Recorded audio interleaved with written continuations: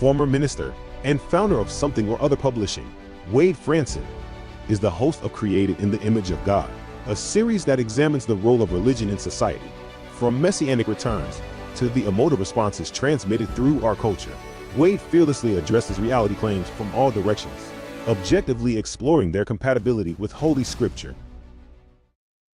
Tonight's episode, Vinegar and Honey, with Cameron Cowan. Good evening, everyone. This is Wade Franson. I'm your host for tonight's show, Vinegar and Honey, with Cameron Cowan. We've had a little bit of a change of plans for the opening segment. Normally, we'll explore deeply the history and biography of our guest to get to know them. But a couple of things have happened. First, we've had Cameron on the show before, and some of you know him. We look forward to having him. He's in the studio. We'll have him on in just a few minutes. But the other thing that happened is I had I suffered a loss this past week since last week's show. And that loss is the passing of my sister, Kobina Laomi Franson, affectionately known by everybody as Kobe. And so I wanted to take this opportunity in the opening segment to do a bit of honor for my sister in an homage, a sharing. And part of the reason for that is that I have been having a lot of emotions, frankly, that I've either never experienced before or had so deeply buried that I wasn't aware of them. Now, some of you know that my own work as an author is in the form of an autobiographical trilogy. The first book in this trilogy is The People of the Sign. And here's a little flyer from the book launch. The People of the Sign was published in 2012. And its publication was both the conclusion of a major journey and the start of a new journey. What I'd like to do right now is, by way of introduction to this opening segment, read the preface from my book, which is just over a page, because it really speaks to the background of what I'm doing on this opening segment and why I want to talk a little bit about my sister. Dear reader, writing a deeply personal story is difficult and painful. And again, my trilogy is autobiographical. It navigates the journey of my life.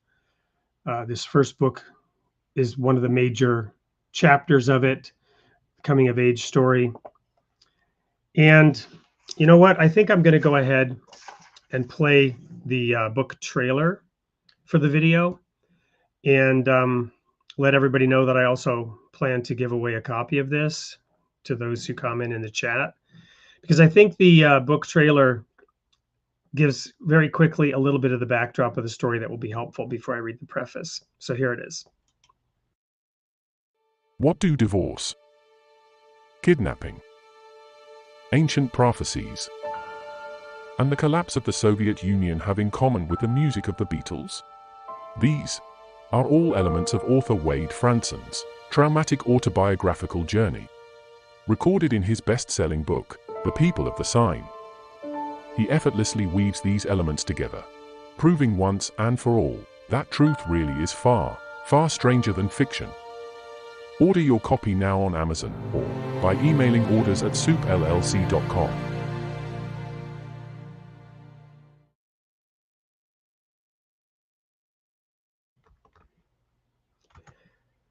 So in that book, I explain how the divorce part of that was the divorce of my parents, which happened when I was about 8. My father being from Sweden, my mother being British, of British heritage, born in Canada, and I was born in Canada, where I lived for a couple of years before they moved to the US. When that marriage fell apart in divorce, my mother was awarded full custody. And of course, that was many years ago. I don't look that young anymore, but I'm actually older than I look. So many years ago, when it was very common to award custody to the woman, kind of regardless of the situation. And sorry, I'm just making sure that Taz knows. Just email info@soupllc.com because we want to get you your 2 books, which are coming to you. And just do it again. Email them and give them your address so we can take care of that and get you your books. So when that custody was awarded, my dad came up with a plan, talked to attorneys, found out that as a Swedish citizen, there was a chance that if he could get the kids to Sweden, he could get the courts there to award him custody. So he told the babysitter that he was taking me and my 2 sisters, my older sister Kobe, who just passed away, and my younger sister, whose name I can't mention per her request. Told the babysitter he was taking us to the mall. He just didn't tell her the mall was in Sweden. Long story, fully explained in the book as to how he managed to smuggle us out of the country, managed to get us into Sweden, despite the passports not even being fully in order. And indeed, the Swedish courts did award him custody. But in order to pay for the court case, he split the 3 of us up with 3 sets of aunts and uncles. So that's the divorce and the kidnapping part of the story. And that's why I became separated from both my sisters and both my parents for 2 years in Sweden. And of course, those early experiences formed and shaped me in a number of ways, which I now view as positive, but trust me, it was hell at the time. When this worked its way up to the court system, the courts then, after 2 years, told my dad that he would have to move back and live with us in Sweden if he wanted to retain custody. So he did. But in doing so, he had to pull my older sister away from an aunt and uncle who themselves had no children. And they were very attached to Kobe, as was she to them. And she hated this. She hated being brought back to live with her dad, because all of us at some level blamed my dad for this. For what? Well, for being torn away from mom, for having our family destroyed. And Kobe had landed in a place with 2 aunts and uncles who loved her dearly. Now, I was with cousins, which had its pros and cons. My younger sister, was in a different family where there was a lot of rivalry between her and the daughter of her age. In any case, we were now all 3 together, but my dad had gotten involved in this religious group that most would consider a cult. That this is why the people of the sign was one of the markers, the prophetic markers of why that group believed that it was super special. By the time this worked its way to the Supreme Court of Sweden, my mother had remarried and appeared before the court, showing the court how the children would have a 2-parent family if they returned to her. And my father had gotten to the point where he believed that women had a subordinate role to men, per, husband is the head of the wife, kind of traditional paternalistic theology. And he felt God had his back and would guide him, protect him, grant him the victory. So he felt that it was okay to sort of tell this woman judge she had no business being a judge as a woman. Now, remember, this is Sweden, right? Liberal, progressive Sweden. And so it was not a hard choice for the judge to award the custody to mom, who was there with her husband. Of course, what she didn't reveal to the courts was that this was a guy she'd met in a bar, and it was a sham marriage designed to win the custody, because my mom was an alcoholic, which is why my dad had done this in the first place. And so on the flight back home, my mother was so drunk on the plane, she couldn't make it down the tarmac, down the ladder to the tarmac for the waiting crowds, family, newspapers, celebrating the mother bear who had gotten her bear cubs back. Couldn't walk down the steps without aid, was belligerent. And then over the next few months, we had to sit for newspaper articles writing this wonderful story about how Mother Bear had won her cubs back. But this so-called husband was long gone after the first week, and my mother was descending into a completely uncontrolled alcoholism. This led to worse situations, and my older sister, Kobe, ran away at age 13, leaving her 12-year-old brother, me, and my little sister with the alcoholic mother. She was the one trying to hold it together. And she ended up being able to settle with friends and family up in Canada, where we were born. And of course, I was always somewhat jealous that she had escaped. Now, usually I say that that's when the story gets weird, because now religion gets all mixed up into it. And to this day, that's why I'm still a seeker looking for the deep answers to questions. I've gotten the answers along the way, and they help me, but the answers keep going, the questions keep coming, and the answers keep going deeper. And that's the point of this show. And we'll continue to explore and invite people to share their perspectives, because human experience is so diverse and so rich. But back to my sister and honoring her. My sister was born on June 1st, and I was born on June 2nd. So the sibling rivalry in our case was related to the fact that she was trying to be the glue to hold the family together, and I resented this. And that framed and shaped our early relationship, which was of course, damaged by this splitting and this ripping and tearing apart of the family. And so this book that I wrote was therapeutic to work through a lot of that. And now I'll go ahead and read that preface and wrap this up with some comments about my sister and the loss that I'm feeling, and try to explain what it is that I'm feeling now, 10 years after I finished writing the third book in this trilogy. The second book's called The Hardness of the Heart. The third book's called The Rod of Iron. Dear reader, writing a deeply personal story is difficult and painful.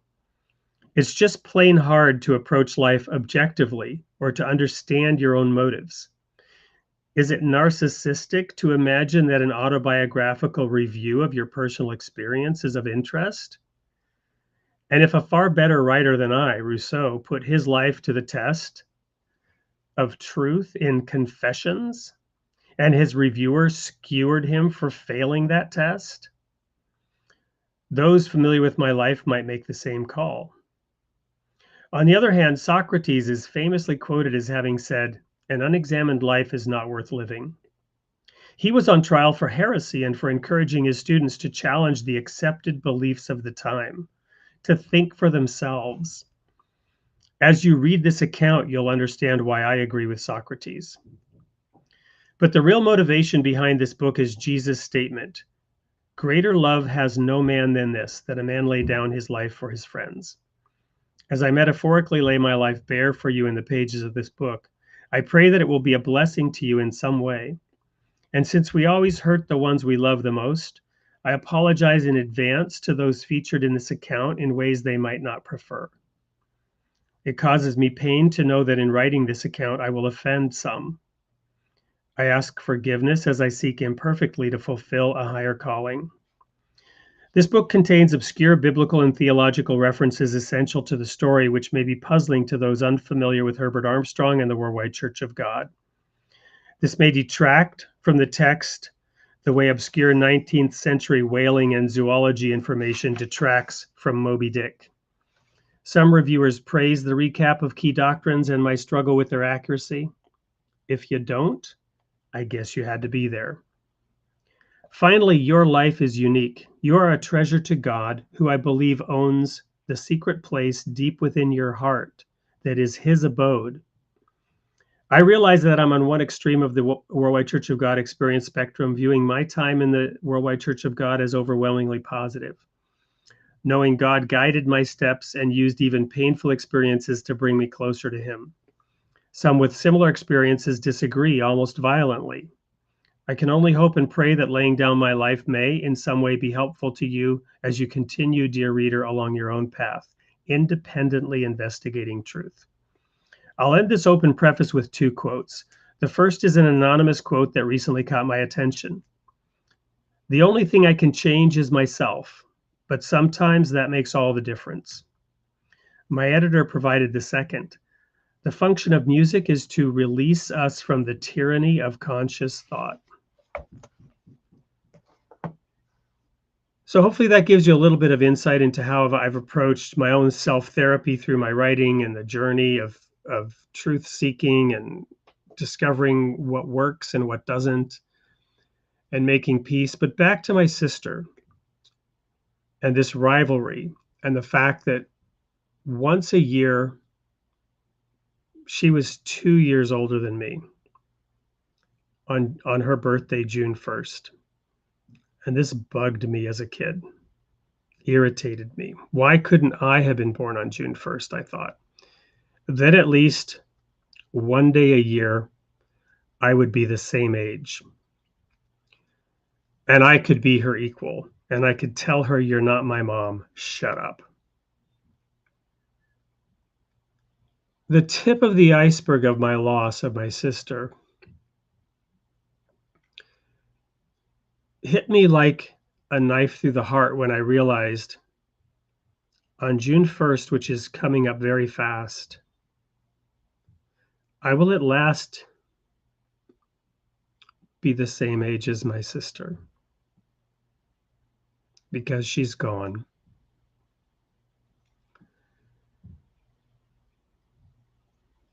And I didn't get to spend anywhere near as much time with her as I would have wanted. And all the things that bugged me about her back then, and perhaps remnants of which remain throughout our lives, were really a result of who and what she was and her processing of these events. The reason I had to write the autobiographical record in the way that I did was because anybody else, like those newspapers, were going to try to tell the story their way, put their spin on it. I won't go so far as to say this is my truth. I don't like that term, my truth. This isn't my truth. It's my perspective on the greater truth. And we need to really deeply understand other people's perspectives. Now that my sister is gone, I suddenly feel like I have a glimpse into her perspective. The minute she left and I realized that this silly little rivalry I had as a boy, as a child, because of the suffering that I was experiencing, was the very thing that made her so valuable. If I can say one thing about my sister, I now recognize fully she was the glue that was missing and inadequate to hold our family together. This fractured, chaotic group of squabbling siblings that was thrust into the world far too early, far too young, not ready for what would come upon them because of the failures of my parents. And this international court battle. The things that bugged me were the things that she was trying to do to bring us back together, to hold it together, to keep it from falling apart. And she probably lived with the guilt of having run away at age 13 because of her inability to do so. But throughout her life, she was loved by all of her friends. She had an exemplary family of her own because of her love and her desire to bring people together. And it took losing her for me to recognize that. So I wanted to dedicate this opening segment of the show to her honor, Kobina Laomi Franson, a name so unusual because her father made it up. He thought it sounded nice. but she was affectionately known as Kobe. We're going to go to a quick commercial break here for another author who we wish to honor, who passed away a year ago tomorrow, an author of 30 books, who we're helping to promote one in particular that is very suitable to this opening segment. So as soon as we finish this video, we'll go on with the regular show. We'll invite Cameron into the studio and we'll talk about Vinegar and Honey. Don't go anywhere. We'll be right back. History. Mankind has pondered the mysteries of life and what lies beyond. From the sands of ancient civilizations to the bustling streets of the modern world, religions have offered insights into the journey of the soul. Now, in the 21st century, acclaimed author Hushidar Matla leaves behind a profound legacy with his work, Death, the Door to Heaven. This groundbreaking exploration of the afterlife from the perspective of the Baha'i faith carries on his wisdom and insights. Drawing from his deep understanding of the Baha'i faith, Matla offers new perspectives on the soul's journey through this world and into the next. With profound insight and clarity, Matla reveals the remedy for the spiritual challenges plaguing humanity in our time. Join the journey of discovery. Death, the Door to Heaven carries on the legacy of Hushidar Matla. If you want to order a copy, email us at orders@soupllc.com.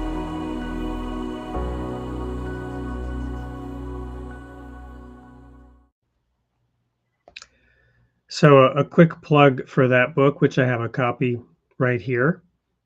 This book is wonderful, not only because it does bring in those inputs from the Baha'i writings, but Hugh, as he was known, Hushidar Matla, and I would consider him a friend of mine. I'd met him really only once, but talked to him many times on the phone in his last years of his life. And he brings in the holy writings from all over: the Bible, the Old and New Testament, the Quran, the Bhagavad Gita, Buddhism, Hinduism, secular quotes, exploring the issue of death and what we call heaven from all those different perspectives. An amazing and wonderful book. With that, let's welcome Cameron into the studio. Welcome, Cameron. Hello, hello. Well, that's a tough act to follow. Well, I'll take that as a compliment. I'll take that as a compliment to my sister. She is, in fact, a tough act to follow. And in her passing, she also is a tough act for me to follow. So she's already living up to her reputation.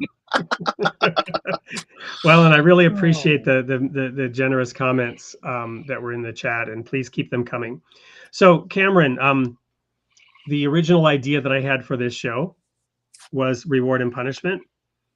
And yes, you suggested Vinegar and Honey, which I loved. So let's start right there. We talked about this a little bit in the sneak peek. We'll unpack it a little bit more. What is the difference between Vinegar and Honey and reward and punishment? Well, I'm going to try to center this camera. You know how there's an old saying, you catch more flies with honey than vinegar. And I don't know, I was just kind of in the moment when I was filling in the form for the title of the show and everything. It just occurred to me that this was a kind of a similar situation sort of thing. But of course, and I mentioned that I always think of carrot and a stick when I think of reward and punishment. And you shared the difference then between vinegar and honey, which I thought was quite insightful, and the carrot and the stick. Well, that's better. Yes, I think carrot and stick has, there's an element of coercion. There's an element of, if you don't chase that and follow that and eat that, then, then you're going to, then the stick comes out sort of thing. I think, whereas like with honey and vinegar, it's a matter of, there's a choice, there's an attraction, it's a different dynamic. You have to choose, and you have to kind of decide what works best for you. Now, there are some things that will go for vinegar, natural microbes and other things, or even, deer who like things very salty, might go for vinegar, but other things will go for honey. Some people just like to suffer, so they're going to sit in the corner and drink vinegar. We call it $2 chuck, but they'll sit in the corner and drink vinegar all night long. So it really, but there's a choice, and there's a choosing, and there's, what energy do you want to play into? And so that's why I thought it was rather apt. Well, there's a quote which I want to find. It's from the Baha'i Faith, and somebody who's maybe listening in from the Baha'i Clearwater channel might find it, but where Baha'u'llah, the founder of the Baha'i Faith, says something, and I apologize for mangling it, something to the effect of, God has ordained reward and punishment of the twin pillars of civilization. That's one quote. And then another similar quote, which may or may not include that same illusion of them being the twin pillars of civilization, or upon these two pillars all civilization is built, but also that these two are life itself, that they're not only the twin pillars of civilization, but they are the very source of life. In other words, it's woven into the DNA of creation. And when you think about evolution and so-called survival of the fittest and other ways in which we've looked at evolution, and the betterment of a species, the achievement of any goal, you might say, the vinegar and honey analogy, moving towards the light and moving away from darkness.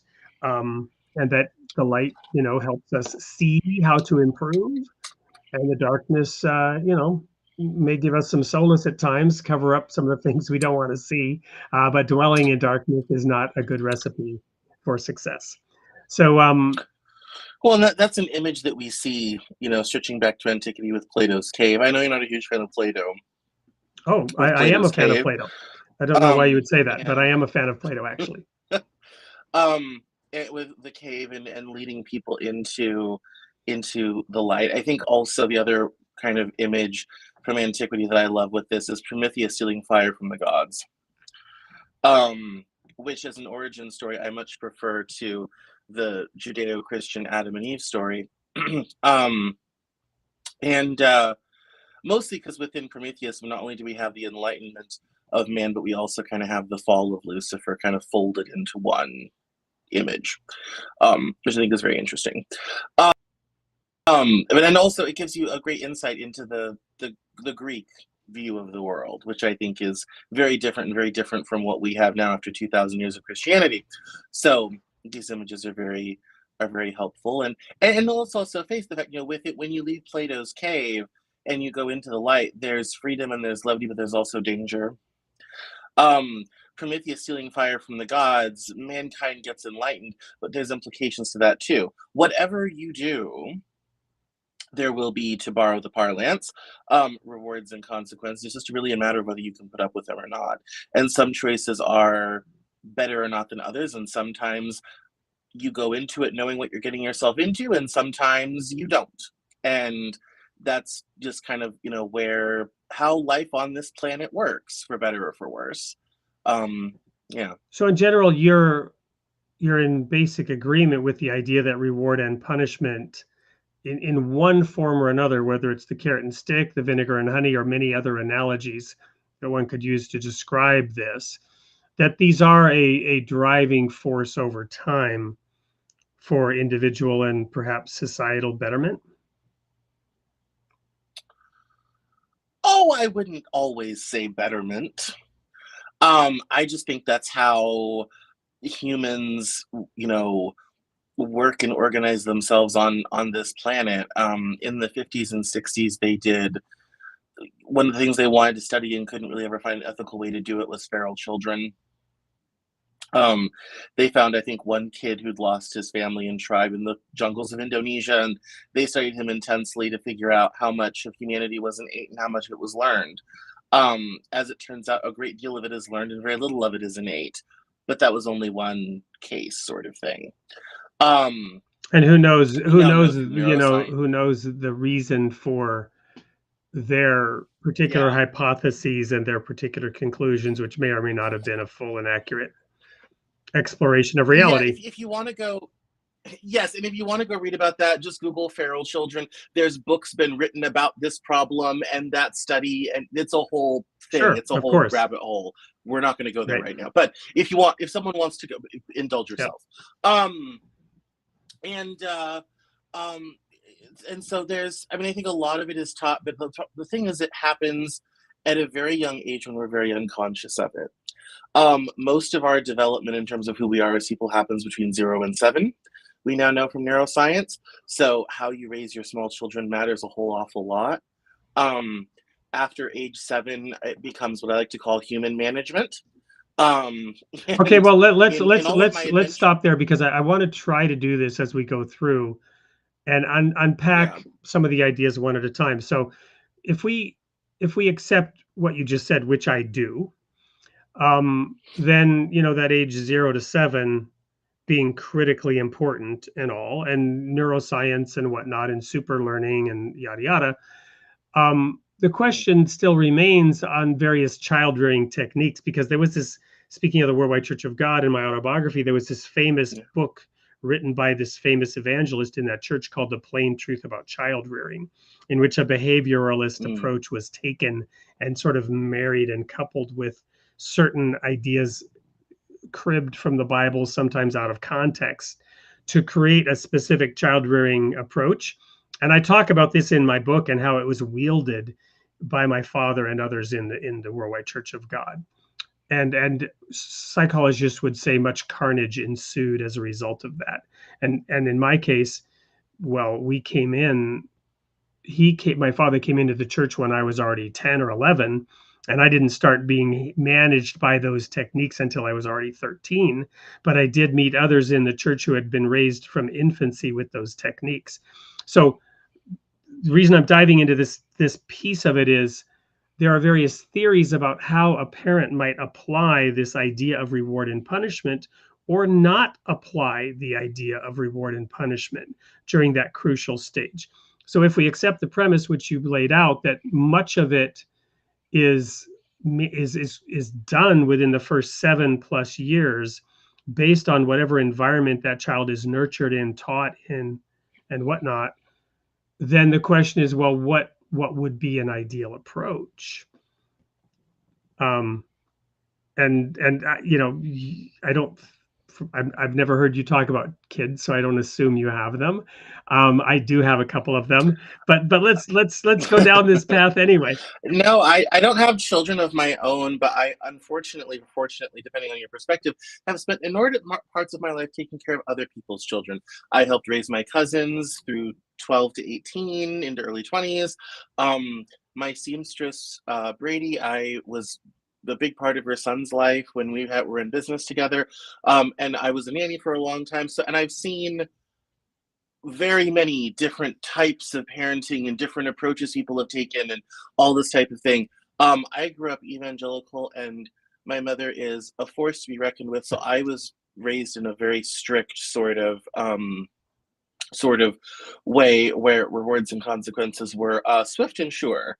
And my mother is as consistent as the rising and setting sun, so it was never a mystery what was going to happen, how it was all going to go down. I also grew Was up that with ultimately the help? Was that Goddard ultimately Institute basic life principles was that thing. ultimately helpful to you to have that certainty, or would you have preferred then, and perhaps even in hindsight, a lot more uncertainty and therefore flexibility? I think as a young person, it was good. I think having a certain amount of structure, especially below age 12, is very important. Having consistent routines, bedtimes, eating times, chores, household management, those lay foundational skills you'll use for the rest of your life. I would have liked a little bit more levity in high school because I was very responsible. I mean, I was working at the state senate when I was 17 and was great, and everyone loved me and all this type of thing. And so as I got older, I found the conundrum I found myself in was I had all the responsibility, but none of the power to change it, modify it, make it work for me, all this type of thing. So I was kind of stuck in this structure that wasn't working, was very frustrating, had a laundry list of obligations, no power to do Too anything much about carrot it. and stick, not enough vinegar and honey, perhaps. Yeah, the vinegar and honey were out. All we had in stock that day were carrots and sticks, and so, yeah, I mean, it was very difficult. My mom, when I first started to drive, my mom used to follow me around because she was convinced I was going to go somewhere and do something crazy and all this sort of thing. And as I was saying, I was also raised with the whole basic life principles Goddard Institute thing. So I was at the little conferences with the sashes and, holding our arms up like this and all this sort of thing. Which, if you watch that documentary, Shiny Happy People, they go a lot into basic life principles and all that whole thing that is over there. Which is one of the reasons I haven't watched it. I'm still traumatized. And so, yeah, I mean, on the one hand, that, which is also homeschooling and all this sort of thing, it has allowed me to live an absolutely crazy bonkers life and do things way younger than I ever would have done. It's given me, as someone who is self-employed and works for myself and all this type of thing, it gave me the discipline to know when to get up, how to fulfill a contract, how to make sure that I've given every person they need, to make sure I, get to every meeting and be on time. Because for my mother, on time is late. She's 15 minutes early. She was sitting in the parking lot.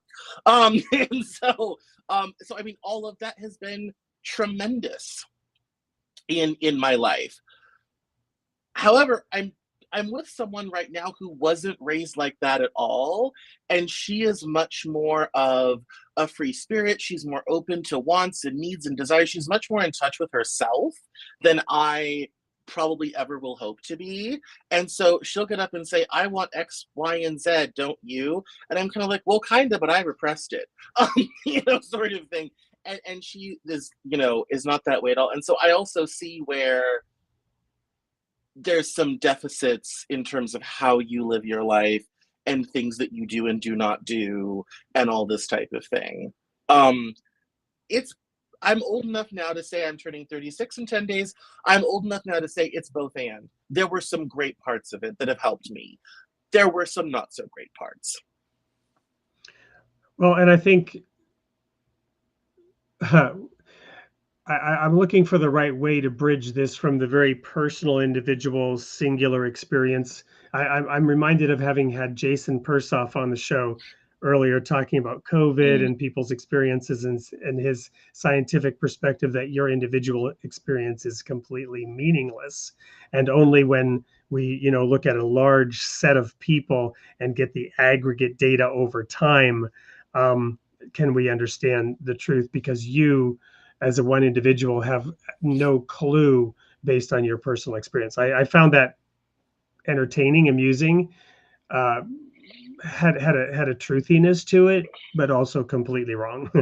In one sense. Well, it's one of those situations that I can, if something terrible has happened to you, and I can say, well, on the bright side, this only happens to 18% of people on the planet, which is a comparatively small number. That's great to hear. But if you're the one who's got this bad thing happening to you, for you, it's 100%. Like, for you, the stats don't matter. It's 100%. And that, and that is a different, sort of, dynamic. But when you talk about society, before we started, we were talking about how this plays out in society with things like social policy. Well, exactly. And that's where we're going to go next. Yeah. Is that I'm giving you a bridge. I'm building a bridge, Wade. And now we're on to societal social policy. See what I did there? That was amazing. And thank you for being an enabler there. But before we do, we're going to actually play a little clip from your book, because we want to continue to encourage audience participation, more broadly. Yeah. We've got a couple of people making comments, so lots of them, which is great. Would like to encourage some others. So you'll have, and there's a tornado warning going off here in the background. And I don't know if you guys can hear that. I can hear it coming through our phones. We have a tornado warning going on here, in my home studio. Anyway, assuming that we don't get hit by a tornado, tomatoes may be coming this way too. We will play this clip, Cameron, of your book about how to make sense of all this madness. And when we come back, we'll talk about the societal impact of rewards and punishment and get into perhaps some specific examples and dive deeper into this. So don't go anywhere. We will be back with more of Vinegar and Honey with Cameron Cowan right after this little video about his book. Feel overwhelmed by the confusion and chaos of today's world? Politics, the media, and even the environment have become increasingly challenging landscapes to navigate. We're living in a narrative that began 4 decades ago, and now we're reaching its climax. What the Hell is Going On is here to provide clarity and perspective. Don't get triggered by another tweet or misled by clickbait ads. Gain a deeper understanding and grasp the broader picture. Understanding is powerful. When we comprehend the news in context, we can see through the sensationalism and misinformation. Get insight and clarity by discovering what the hell is going on post-COVID. Cowan's insightful and well-researched work will help you navigate the complexities of today's world. Order your copy today.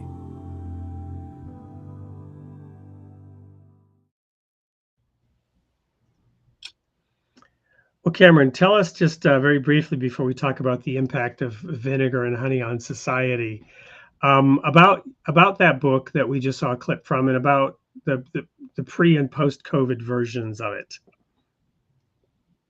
Yeah, so What the Hell is Going On was an essay collection I put together that was kind of the best of the Cameron Journal, CameronJournal.com, from 2014 to 2019, and it came out in 2019. It was the first book I ever published. I learned layout and cover design and all this sort of thing on that book.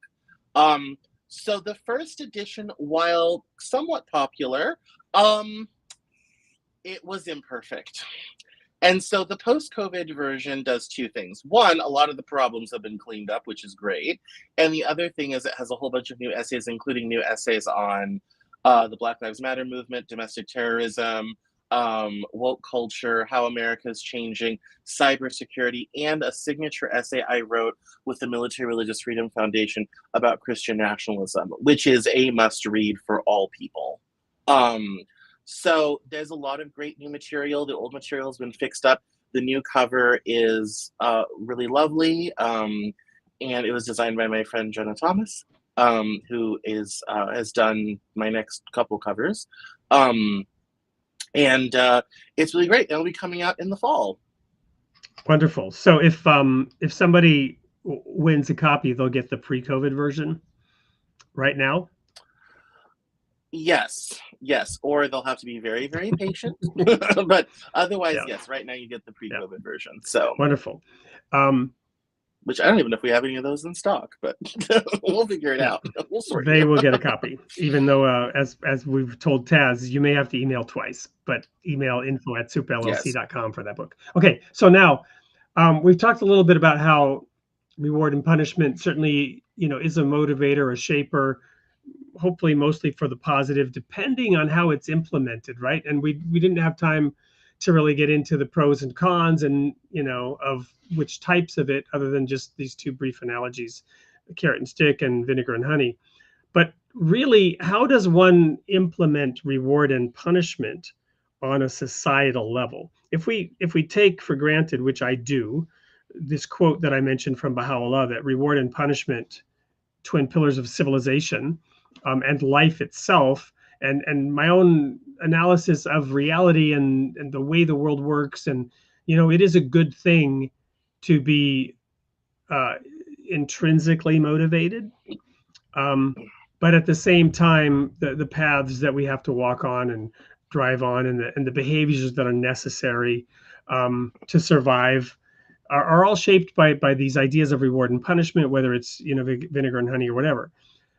But once we get systems of systems, right, complex systems of systems, in which decisions, laws, rules, regulations have society-wide impact, that's when unintended consequences can begin to point out this sometimes very serious flaws of any systematic effort to deploy a reward and punishment framework. What's your reaction to that? Well, I think the incentives for that sort of thing come in a variety of ways, and different societies do it differently. In East Asian societies, social shame is a very important thing.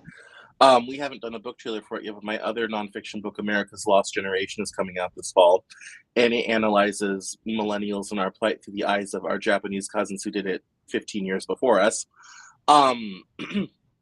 And one of the things I learned about Japanese society in my extensive research was how much they rely on social shame, I can talk, to really reinforce their social norms. And that's true across Japan, China, but to a lesser and different degree. Korea, very much so. So let's talk about Japan for a moment. Social shame versus what, for example? Contrasted with what, for example?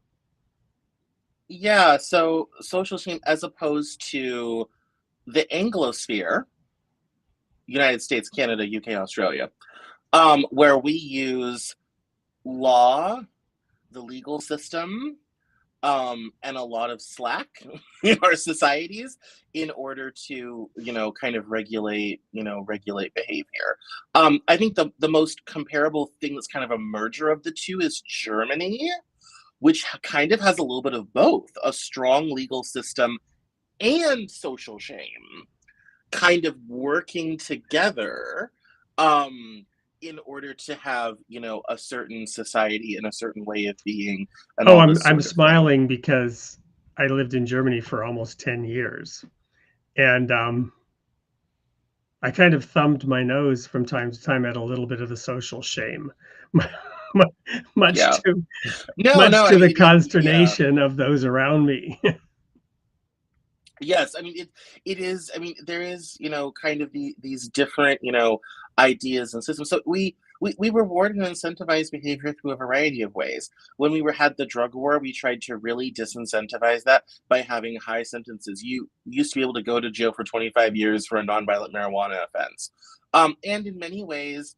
My sister, my little sister, who won't let me use her name in my work, which I honor, is a felon for that reason, and that goes around with her and has caused her no end of harm and heartache. One of the best writers I know, a guy named Drew Mason, who lives in the mountains of Appalachia above Tennessee near Dollywood, is very much in the same boat. Fortunately, unfortunately. And it's, unfortunately, the way we've structured our society is those people we really kind of, leave you behind with all this stuff that even once you've served your time and quote unquote paid your debt to society, it kind of becomes a scarlet letter for the rest of your life. But that's an example of how America kind of, we put you in a bucket, and once you're in that bucket, it's very, very hard to get out of it. And we do this, socially with the criminal justice system. We do it through race. The British do it through class. We do that kind of through class, but with enough money, you can be anything in this country. But in Britain, the class system has been in place for 1,000 years, and whatever class you're born into, that's where you're at. Well, but surely the British system marriage into the aristocracy or royalty. Surely the British system hardly compares to the caste system of India. Well, you took that was the next. I was going to go back to, we were kind of in the English here for a second. I was going to go back to age and say yes. When you look at the caste system in India, that's the same thing but worse, and it has religious overtones because it's how you're responsible for things you did in your past life, because you're on the never-ending wheel of fortune. So, as humans on this planet, we have discovered the things in different cultures that we do and do not want people to do, and we have. And you can see this with school children, created rules and institutions to kind of elevate that which we want people to do and repress that which we don't want people to do. How is that? And watch any group of small children play amongst themselves, and you'll see this dynamic. But how is that different from social shame? And again, getting back to the feral child kind of approach, is that more inherent behavior, or is that really inculcated into those children? I mean, I think a lot of it is taught, especially by example. Um, Especially, I mean, depending on the society and culture you grew up in, the social shame is an enforcement mechanism. And that's really when we talk about these incentives, disincentives, the carrot and the stick, the vinegar and the honey, which one we want people to go towards and want people to avoid. Really depends on how it's enforced. So in Japan, your advancement in society and your ability to get a job and survive is really dependent on your personal connections, usually coming out of school. So whatever cohort you're in, you better like them because you're stuck with them for life. And if you know, want to move, want to make a change, whatever have you, it's that personal network, that network of trust that's going to help you. That's not as much so in the English sphere where meritocracy is more of a thing. And it's like, what degrees do you have? What qualifications do you have? In this country, a lot of your success is on something as banal as skin color. In Europe, it's class. Different cultures have done these things a different way to decide who gets to do what, who's going to do what, and what incentives or disincentives are going to engage within the society. Do you have an evaluation of these different? So if we look at the world, its nations, its cultures, as a set of petri dishes, right? Each one with their own unique Yeah. culture. If we grant that we are all really one, right? We are all human beings. There's one species, and the whatever fraction of DNA that delivers a different color, right? Is so Right. meaningless that there's really no difference between any of us. Then all of these little petri dishes are all seeking to do the same thing, which is to create the best culture for this species, right? And let's even throw religion into it and say holistically the best culture for the souls of these species. In other words, not just this experience, not this circle around on the merry-go-round, but for our eternal life. Do you have any opinion on which of any of these petri dishes are more effective at delivering that than others? And this isn't a judgment of the people, other than to say, well, these people seem to have figured it out a little better than these other people. I mean, that's all a matter of perspective and where you come from and what you want. Well, there you go. What If you you want right? a highly, yes, if you want, well, if you want a highly clean, ordered society with, you know, high levels of social trust, we might look to Singapore or to Japan. If you want a dynamic, innovative society that will put a man on the moon, the United States is your bet. If you would like a clean, orderly society with lots of industrial capacity and the ability to kind of do things in lockstep, you might call Germany. If you know, want to conquer the whole planet, you might want to call the British, the Dutch, or the French, or the Spanish, or some combination of all four. Which leads me to one of my favorite Yeah. jokes, having lived in Germany and Switzerland. You know what the difference is between the Germans and the Swiss? The Germans will give a millimeter. Because Yes, the Swiss, you know, if the German trains run on time, you know, well, the Swiss trains, you know, you could set the atomic clock by them. And no, I mean, there and people, I mean, and let's not. And I loved it. I loved it in Germany and amount... Switzerland for a while, and then after a while, I could no longer take it. Yeah, well, and let's face it, when it comes to having a functional society where people are able to live their lives, buy food, have children that survive, all this type of thing requires a certain amount of that. And There are some societies where they don't have much of it, and I would say their societies do not function as well, but that's my American perspective. Their perspective would be rather different. Um, and I think one of the kind of great crimes we do is we keep ascribing Oh, our European Anglosphere perspective on the whole planet. That doesn't well, work. having You lived know, in 7 different countries, I can absolutely speak to that as to how these different countries view each other. And everyone thinks right? that they have it all figured out and that their system is the best. Of Except course. maybe America in the modern era, in the last 10 years, America seems to be the most self-loathing country these days, in which we're convinced we've got it so completely screwed up beyond repair that we have to dismantle our entire society and commit Harry Carey to bring in a different societal concept into ours. Yeah, I mean, yes, I mean, I agree. We're definitely, Jimmy Carter's malaise seems to have reared its ugly head um in the last several years. I remember I was editing a podcast episode called The Presidents in season 2 of the Cameron Journal podcast, and I went through all the presidents from Washington to, I think when I was doing it, we still had Trump in, from Washington to Trump and everybody in between. And I did a whole bunch of kind of different presidential speeches and all this type of thing. And so I had to watch several clips of Jimmy Carter's malaise speech to find the clip I was looking for.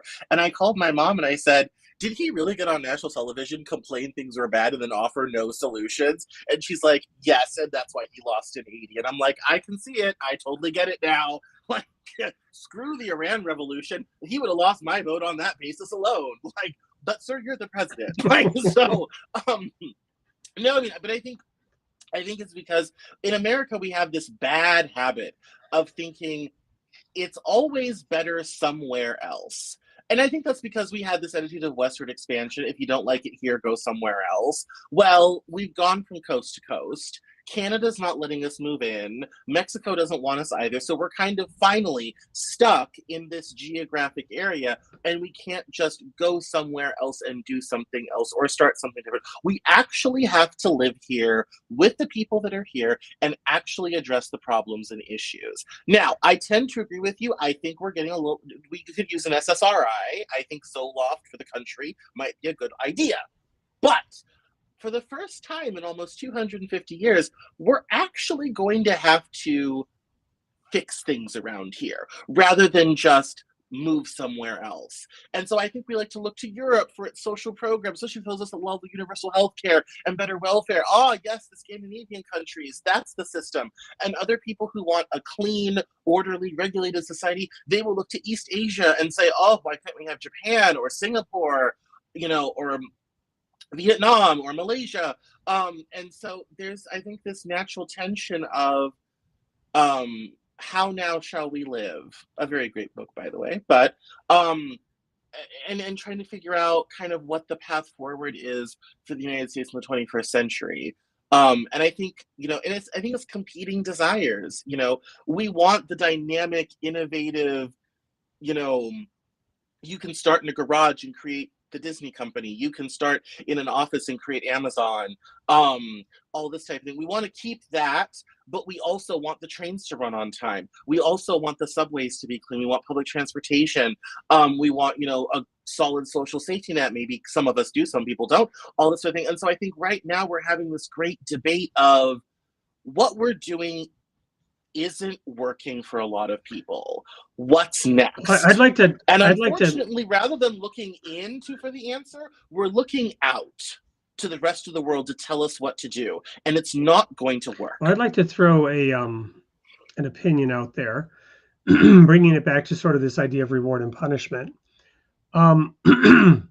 First of all, you mentioned Scandinavia, having lived in Sweden and thought about this a lot most of my life. The thing about Sweden and its version of socialism, if you will, and its version of the orderly society that takes care of everybody and has reduced significantly income inequality, and brought the poor up, and without completely, having to destroy the rich, although, by other standards, certainly there are less opportunities to become fabulously wealthy in Sweden. And nonetheless, one of the richest people in the world was Swedish.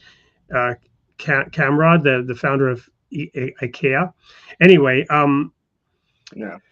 my point being that, well, the thing about Sweden was it was completely, And great cars too. Too bad we don't have Saab anymore. right. Great It cars. was virtually homogenous, right? I mean, there's one, Right. the overwhelming identity, completely and utterly unlike the American experiment, which was the massive melting pot of peoples from all over the world, whether they came here voluntarily, were conquered, or dragged here in ships against their will to slavery. We nonetheless had, the most unbelievably diverse population in the history of the world. Because the whole world is here. Right, completely, which is very unique. completely the opposite of Sweden, and so very difficult to compare those two experiences on the one hand. On the other hand, to your point about putting man on the moon, the experiment of America produced such unimaginable wealth. And again, the narrative about how we raped and pillaged a virgin continent plays into that consumption and creation of wealth. But nonetheless, undeniably, we created the most fabulously wealthy people, where almost every single citizen lived like a king compared to any other society in the history of Earth. And at least, as Billy Joel said famously in I forget the title of his song, but every kid had a pretty good shot to get at least as far as his old man got, right? About Allentown, I think it was the song. About how back in the 50s and 60s, there was this belief that everybody could become wealthy in America. And this drove materialism unlike ever experienced before. My point being that although we had greed, insatiable greed and envy, of those who had it better, the keeping up with the Joneses kind of effect, nonetheless, the gross impact of reward and punishment was largely removed, to the point where the opioid crisis, was spurred on by the fact that we were trying to remove every kind of suffering, every kind of pain had to be completely removed. All you had to do was go into a doctor's office, point to a little chart, and say, yes, my pain is a 6 on a scale of 0 to 10, whether it was or wasn't, your real pain, your psychic pain, whatever it was, and you would literally be given an opioid to ease your pain. So in that sense, this malaise that we experience, or this self-loathing, or this lack of satisfaction, of happiness, of contentment, on the one hand might be laid at the feet of having eradicated reward and punishment in to a large degree. And I'm not just speaking of America now, but I'm speaking of the entirety of Western civilization. Yes, I mean, I can see that. I mean, I think there's a lot of people who would rather live in a society as we once did in this country, focused on mass affluence, and we had the tax policy and the regulations to make that possible, and we dumped it so a handful of people could get stupidly wealthy. But I also would say, I mean, I think that can be an outgrowth of that, but certainly our society today is a lot harsher than it used to be. I remember years ago, I don't remember if I wrote it or I said it, but I expressed it by some means, where I said, I think one of the really odd things about America today is if you make a mistake and if something goes wrong, recovery is a lot harder. Like, let me give one have like 3 divorces. I'm like, how did you afford 3 divorces? I don't understand. But it was a different time, a different situation. You could bounce back. Nowadays, you make a career mistake, that can be fatal. Marry the wrong person, devastating. Well, I mean, here's a great example. The ability to kind of come back from life's mistakes is a lot less than it used Well, to be. one great example of that today, if your car is worth $10,000 and you have a fender bender that messes up some of the sensors or equipment or this, your car will be totaled and not allowed to drive on the road. Yes, I've been even there, even though it is completely and utterly functional. And a few decades ago, every car on the road was less safe than that car. You follow me? And so the point is that the standards. But my mother would argue she would rather deal with the less safe car, but a car that will survive, than cars that make it safer for the people, but a small fender bender totals them. Would be her argument. Her and I talked about this. That would be her argument. That's kind of my point. The standards keep getting raised such that you have to run that much faster to keep up. And the standard of what is acceptable, for example, what would be allowed on the road, is so completely and utterly different. So, now we have airbags, seat belts, crumple zones, blind spot. I mean, I drive a 2017 Subaru. My car before that was a 2001 Audi A6 that I loved called Madam. I called my dad like the third day I owned it. I said, I need the entire crew of the Starship Enterprise to drive this car. It has more buttons and screens and does. I still don't know what some of those buttons do, and I've had the car 6 years. It's out of control. It's just so much. But on the bright side, one would argue a backup camera, which is now mandatory, is way safer. You don't run over. I mean, all of these things. And my mom would say, well, my 63 Ford Fairlane that I had when I graduated high school was just fine, thank you. And I don't need all although she loves her backup camera now. But she would still argue her Ford Fairlane was just fine.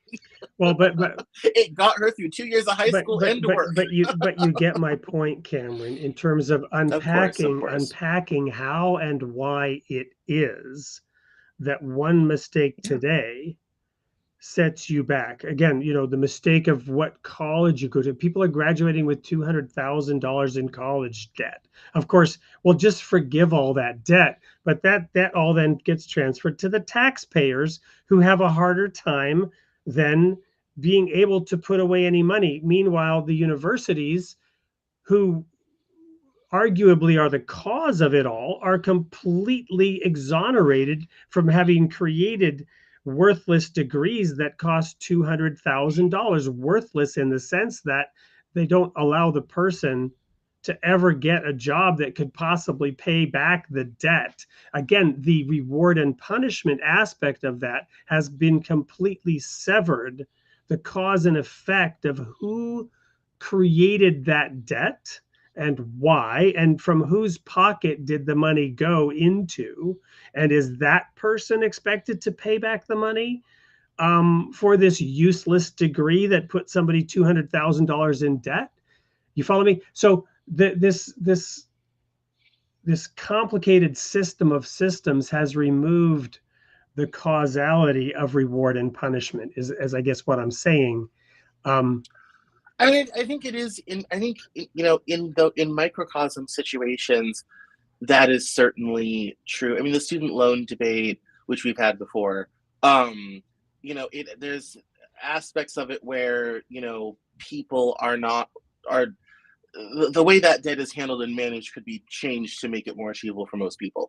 But yes, I mean, as someone with 3, what some people would say, useless degrees, I would say, yes, that is definitely a factor. It is definitely a problem. And I would counter that by saying we could go back to really funding higher education in this country. We want people to be educated in order to, work in the jobs in the new economy. This is what I grew up with, all this type of thing. However, we moved the responsibility of funding the education from that off of society as a collective, and we moved it onto the individual, which caused that problem to begin with. Now, under which system would we come out money ahead? Well, I think privatized all the problem, or the one where we fund higher ed? I haven't done the study, so I won't claim which one of those is right. But but this is how we change social policy. I think to create a certain outcome. I think you're ignoring this escalation effect, the car analogy that I used, that the car's totaled after, So I hit a deer with my very new car, and I was shocked at the price tag of this little, basically a fender bender. With this deer. It wasn't a major hit. The deer basically jumped into my car from the side of the road. I didn't really hit the deer. But this was a $10,000 insurance bill because of the nature of the newness of my car and the calibration of the camera, the safety mechanisms, and then the fact that I had paid for this special dent protection wrap around the paint of the car, and that was another $1,000. It's all this garbage. And my point being, the same with education, right? This $200,000 useless degree that the person can't ever pay it back. It doesn't really matter who has the debt. The fact is that this degree should never have been created or cost that much in that sense. It's the same sort of systemic aggregation of things. Let's take healthcare as another example. Not that I would want to be on the death panel that makes the individual decision about whether this octogenarian should really have both hips replaced at whatever exorbitant cost, or heaven forbid, gender surgery that results in a lifetime regimen of expensive medications. And society is now supposed to pay for this, several $1 million of medical treatment. And then to say that, well, we went off the track when we stopped having society pay for these things, I don't think that's necessarily correct or accurate. Again, I would argue the opposite point, that by shoving it off on society, we're removing the direct cause and effect decisioning of the person choosing the honey versus the vinegar. Well, yes, but we also have to remember that as a society, we encourage people through narrative, through news, through popular media, through the education system, is what we want people to do. And there's, outcomes of that. In fact, we talk a lot about in public policy about unintended consequences, which are notorious anytime you have a new public policy. The most famous one is Argentina's bachelor tax. In the 1930s, they said there were too many single men around, so they decided to tax them, and the only way you could get out of the tax was if a woman had refused to marry you. So women, being entrepreneurial, set up little booths. I'll reject you, sign your paper, you get out of the tax. They didn't collect any more revenue, but they did create a great cottage industry for Argentinian women to reject men for the bachelor tax. So I mean, in that way, GDP grew. But so one of the struggles with public policy is you try to design a policy that has the most positive outcomes and the least negative outcomes. And sometimes we get that fabulously correct. The food stamp program is the most efficient, effective federal program. And not only does it help farmers and subsidize agriculture, but in terms of government waste and everything, it is the leanest, most efficient, most effective for reducing hunger program the federal government does. Perhaps that are not so efficient. Yeah, perhaps save for the fact sometimes you get it right, sometimes you get it wrong. Perhaps save for the fact that food stamps can be used for soft drinks and frozen pizzas.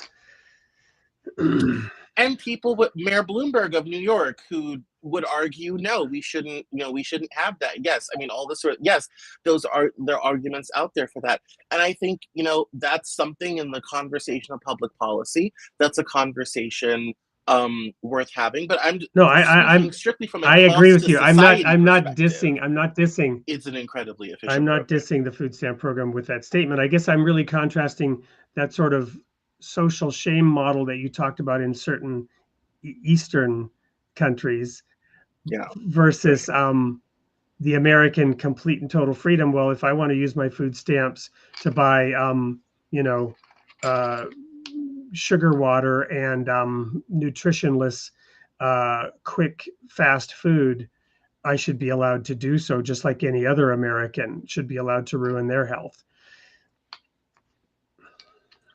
And that's something where, I mean, yes, and in that way, I mean, how American, have we sort of designed that? If if Germans were designing that program, they would already be out a little, and they would have an itemized list of exactly to the item of what you could and could not buy, and they would update it weekly. Teams of people would be spreading out the whole nation, deciding what exactly people could buy and how and all this type of thing. It would be very ordered, and there would be a program, there'd be committees, all this sort of thing. It's true, which is why after 10 years in Germany, I couldn't wait to get back to the freedoms of America. But this really gets back to, whereas in America, we'll drop $400 on your EBT card and shove you out at the grocery store and say, have fun. Well, but and to wrap this up, and especially for our religious folks, I do, the title of the show, Created in the Image of God, the Role of Religion in Society. I mean, perhaps this is a good point to leave it on, is that the way that, in my view, the way that God created us, he put us in the garden, and he gave us sovereignty in that garden. He put the greater and lesser lights in heaven, the sun and the moon, to rule the day and to rule the night. But other than that framework, he said, you are in charge. He gave us commandments: dress and keep the garden, something we haven't necessarily done the best job at. The other commandment, be fruitful and multiply, that one we knocked out of the park, became the most invasive species the world has ever seen. A little bit less on the dress and keep the garden part, but we were given complete and total freedom to do whatever we want, to imagine whatever we want, to create whatever we want. We were given creative powers in the image of God. And this little petri dish called the planet, we were allowed to build whatever society we wanted. And we've done so all around the earth in hundreds, if not thousands, of cultures and subcultures. Well, and let's not also, to your point, underestimate the effect that, because religion and culture are so uniquely tied, the effect of religion on cultures and how, what we incentivize, what we don't incentivize, what we want people to do, what we don't want them to do, what we consider good, what we consider evil. Especially when you get into smaller, more odd cultures like the Hmong people and different tribes who have really different ways of organizing their society and really different customs and, all this type, and sometimes very different beliefs about the divine and all this sort of thing. You see that interplay, and that's what I think, makes this conversation interesting. Is, if you gathered 10 people from 10 diverse cultures and started testing on this stuff, you'd get very different answers. What is acceptable in Tokyo is not so in Berlin, but maybe in New York. And perhaps maybe not so in Singapore, but might be in Ho Chi Minh City or Jakarta. And so you end up with this great diversity of things and ideas, and that's where, being able to kind of pick what cultural religious regime you want to live under is a great luxury, but also being willing to change as the times change. We live in now it's so tough because technology moves so fast, society moves so fast forward. My childhood is the dark ages compared to what kids now have and deal with and are handling all this type of thing. It's almost irrelevant to them. And that wasn't true. Like my grandmother's childhood during the Depression and my mom's childhood, which took place in the same house, weren't that different. But the difference between my childhood and my mom's childhood and my childhood was a little bit different because we had computers. The difference between my childhood and my nephew of the heart, Oliver, we didn't have iPads. We didn't have so much stuff when I was his age, all this sort of thing. It's so different. The things are so different. I think that's one of the struggles we have with trying to figure out, how do we live?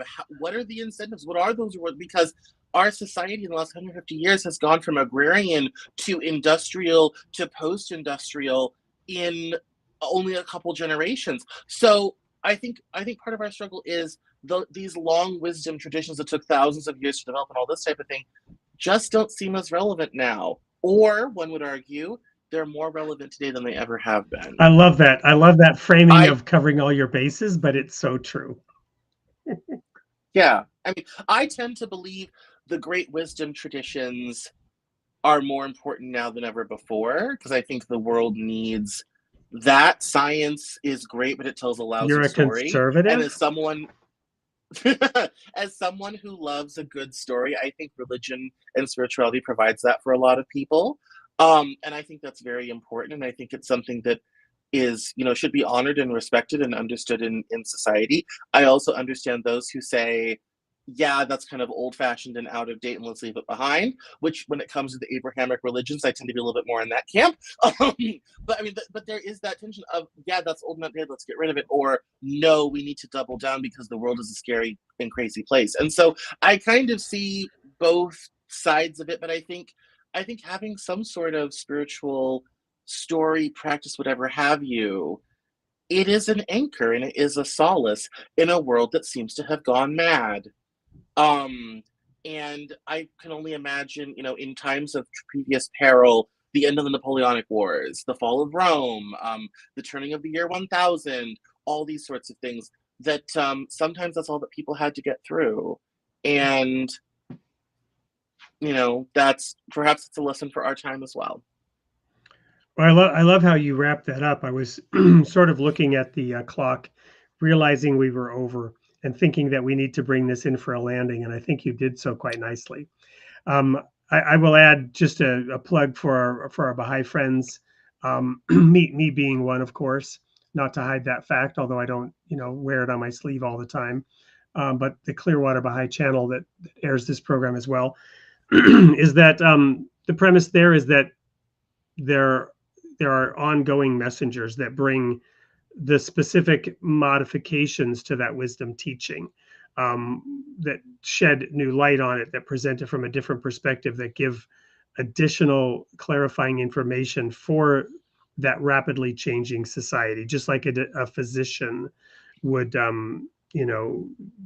prepare a proper diagnosis of what aileth thee today and make sure that the right remedy is available. Because the pace of change and the impact of technology certainly has thrown us all for a loop. That anchor is important, in my opinion. I could not agree with you more, while also being open to new input and new ideas.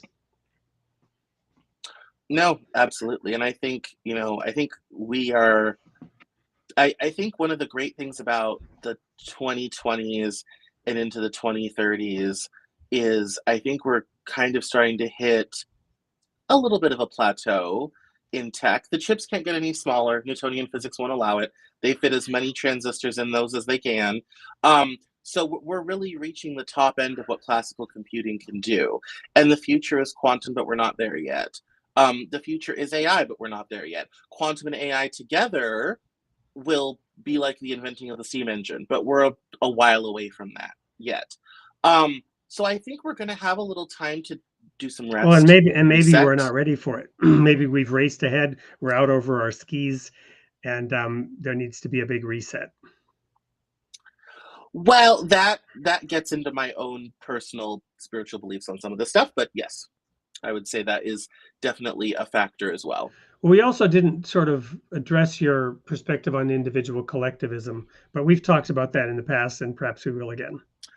If people want to go learn about individual collectivism, there's a whole show on this channel where we spend the whole hour on individual collectivism. Yeah. So I would invite people to go. I wasn't trying to make this a show about IC, so that people can go watch about that there, and I would welcome them to. Yeah, I just thought it was worth mentioning because I love the integration that you've created there. So really, all we have left is to award free books, and as I've been looking through the comments, I've already decided and put in the chat my solution for what aileth me today, which is this solution, which I will share here.